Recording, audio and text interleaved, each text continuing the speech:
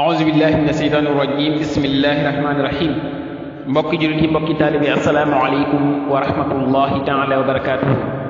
gannaaw bi ñu santee borom bi subhanahu wa taala julli seen bi sallallahu alayhi wa sallam ñu fas yéene àndaat ak yéen naafila guddi weeru koor gi. waaye mbokki yonent bi sallallahu alayhi wa sallam waxoon ne weeru koor fukki njëkk yi yërmande la, fukki si digg bi njëggal, fukki mujj yi di goral ci safara.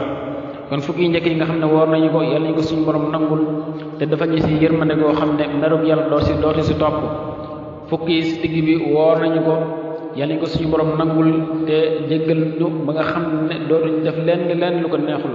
waaye fukki yi nga xam ne moom moo si des nag mu may ñu kattan ak ngëm yàlla buñ ko wooree te buñ ko wooree mu nangul ñu ko te jox ñu li nga xam ne moom la si diggee.